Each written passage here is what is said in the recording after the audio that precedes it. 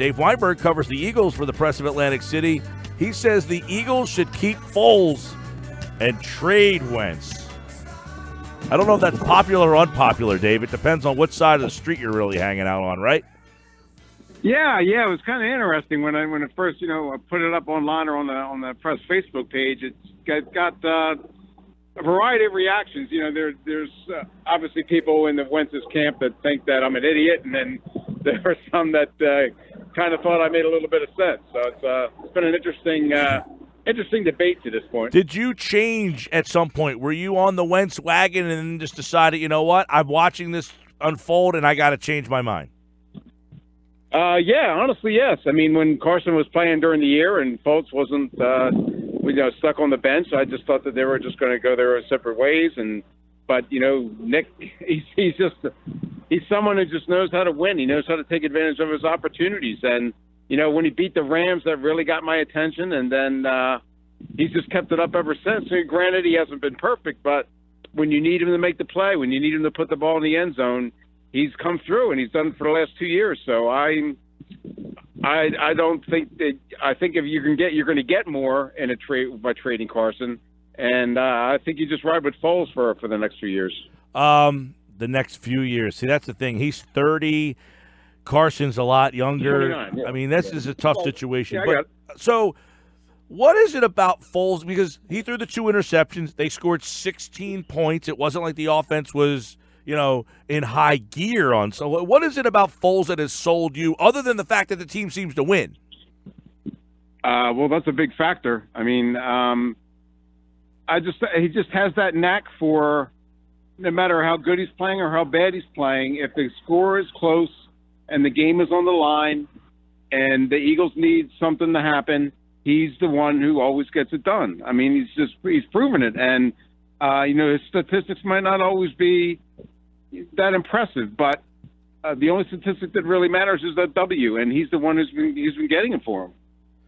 I don't know where at first I'm like, I'm a Wentz guy. I like Wentz. I think Wentz is the guy. I move forward, but I am kind of, marveling in what has happened with this team. But even when Nick Foles was 27-2 that year, I just, there was something I'm like, and then the next year he came back. He didn't play all that well, Dave, but they were 6-2, right, when he played, even though he did not play all that well. Right. I mean, he played okay. He wasn't 27-2, which is what everybody was expecting again. But I mean, he didn't exactly stink it up either. But yeah, then he broke his collarbone, and things kind of went south after that. The genius that is Chip Kelly decided that Sam Bradford was the answer for whatever stupid reason, and then Nick kind of I think the fact it just seems like also that Nick just seems to fit this team. The city, the locker room, just in a way that Carson doesn't. I mean, not to say that Carson doesn't, but I don't know what it is, but the team they play better when Nick is out there. I don't know whether they feel like they have to because Carson has more talent, but for whatever reason, it's a different Eagles team when Foles is playing. Dave Weinberg from the Press of Atlantic City. So let me ask you this then. You say the Eagles should keep Foles, trade Wentz. Yes.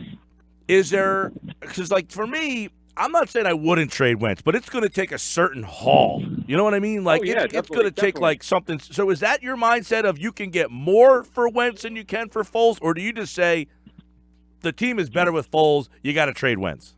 A little bit of both. I mean, I'm not just giving him away. It's got to be something that bowls me over. Like I've seen some things floating out there where it's Wentz to the Giants for a first-round pick and Saquon Barkley, or Wentz to the Jaguars for 2 first-round picks and Jalen Ramsey. That's the kind of stuff that would get my attention. And I mean, I'm not just going to give him away. Obviously, I think you have to get an impressive haul in return.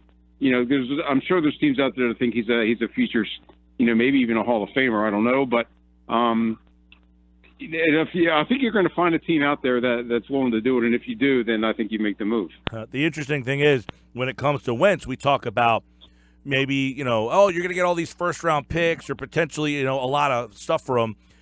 And for Foles, you're going to have to pay him a lot of money, right? I mean, he's not making a whole heck of a lot of money right now, but definitely. Are you willing to pay Nick Foles $20-25 million? Or are the Eagles, as I said, or somebody else? Would you be willing? How about the Eagles? Are you comfortable saying I'm going to pay Nick Foles $20 to $25 million to be my starting quarterback? And trade Wentz. Exactly. There's a part of me that feels like this is who Foles is. This is what he's the best at, being that guy that comes in relief and sparks a team. If he's the 16-game starter, I'm not sure he's the same guy. I want to find out. Yeah, I'm paying him that money. I am. Yeah. Wow. You want to find out at the expense of Carson Wentz? Yeah, I mean, there's going to be another Carson Wentz that comes down the pike in 2-3 years, whether it's Trevor Lawrence or somebody else. But it's not like Carson's a once in a generation kind of quarterback. Yeah, I'm not so sure he's the best quarterback in that class. So, does he have a bright future ahead of him? Yeah, but can you just show me you can stay healthy for more than 5 games, 6 games, or an entire? Can you play 16 games an entire season without cracking your rib in the preseason or tearing up your knee or having a stress fracture in your back? Show me that you can do it over the course of a season. I might have a different viewpoint. Yeah, it's definitely a gamble. We know Wentz was – most people thought he was going to be the MVP of the league last year until he got hurt. And, quite frankly, I don't think that it's fair that we're judging him based on what we saw from him this year, because a lot of quarterbacks that come back from that injury are not the same player right now. But there's a lot of people, Dave, that think he's damaged goods. Yeah, there is that school of thought. Yeah, and like I said, I don't want to say he's injury prone, but he hasn't really been healthy since his junior year of college. He had a broken wrist the senior year at North Dakota. He had that cracked rib at preseason as a rookie, then tore 2 knee ligaments, and just like I said, the stress fracture. So, yeah, there is some. I don't want to say damaged goods, but I think one more injury or something is really going to start you really got to start wondering if he's going to be able to hold up for an entire season or, for a career. When do you think, Dave, when did you start getting some murmurs about, I think there's been a Foles camp all season, but when did it start to get to the point where it started to grow? Was it after the Rams win? Was it after the Texans win? Was it after they made the playoffs? Was it after they beat the Bears? When did you start to sense that, man, there's a lot of people that think Foles should be the guy? Well, as you probably recall, I thought that they should take a shot on him after, I guess it was the Rams game maybe, or maybe it was the Cowboys game. I don't know. But no, I think it might have been the Cowboys game. And I thought that the team needed a spark and that Nick could deliver it. Turned out I guess I was right. I don't want to brag or anything, but but I think maybe after the Rams game is when the momentum really started to build. I think the fact that they went to L.A. and beat the team that everybody thought was unbeatable pretty much, especially on the road. And I think that's what really started it. But then he didn't really play all that great in that game, but he got the win when he needed it. But then what he did against the Texans is 471 yards, and then 20, and they led the game-winning drive by after getting knocked on his butt, and that was just. It's just the legend of Nick Foles. It just keeps growing by the week. It's crazy. It is crazy. But a lot of it, I feel bad because how does Carson retake this team back over? I think we've talked about this before about the Garcia stuff, but this is mildly similar to that team, that locker room wanted to play for Garcia. Yeah, they did, and they want to play for Nick too.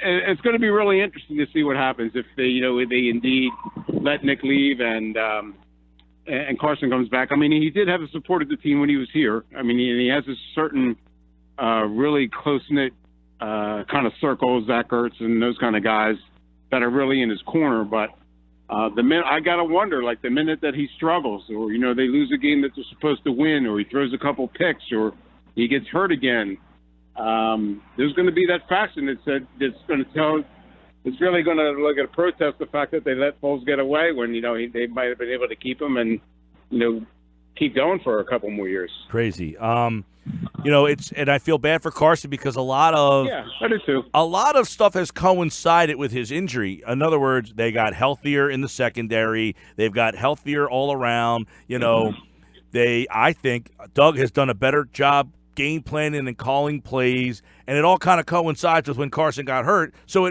the perception is that Foles has a lot to do with this.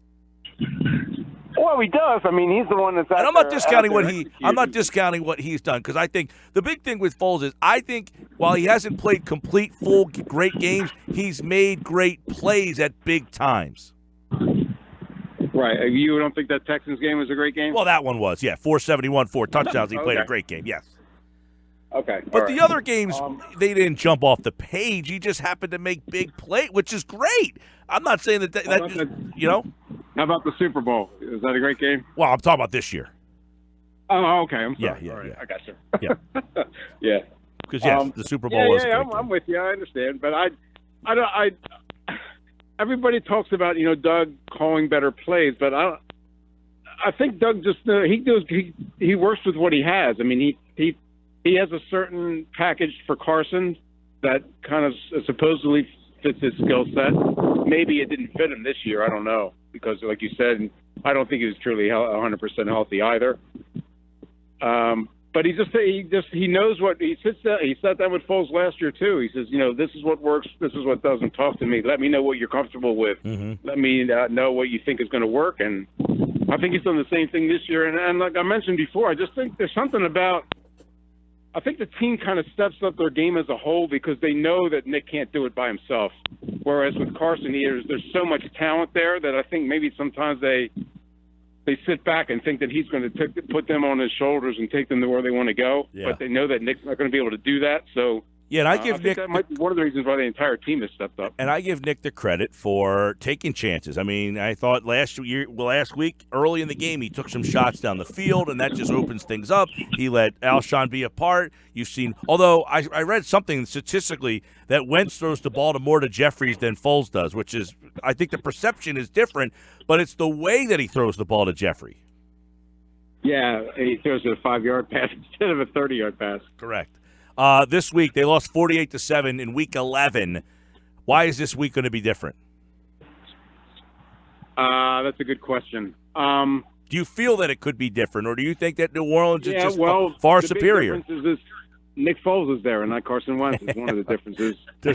And I think also the secondary is much better, too. I mean, like I was talking to Crevan LeBlanc today, and that was his first game really with the Eagles, and he was just kind of, running around like a chicken with his head cut off. Really didn't know what to do, just kind of trying to be as aggressive as he could. But now the secondary seems to be coming together a little bit. I mean, Avonte Maddox is kind of dealing with some injuries, but, Rasul Douglas has really stepped up. Crevan has really stepped up. Yeah. And, Malcolm kind of like is kind of the glue that holds everything together. And I think if they can put some pressure on Drew, which, is really tough to do, I think the defense might be able to. It's certainly going to be a closer game than what last time was. Now, whether the Eagles can pull it out or not, I'm not sure. All right, Dave Weinberg for the Press of Atlantic City. Make sure, he says, maybe get off the Wentz wagon and get on the Foles ferry. Is that out of Cape May? Enjoy the cruise. All right, my man. Take care, Dave. All right, Mike. I'll see you.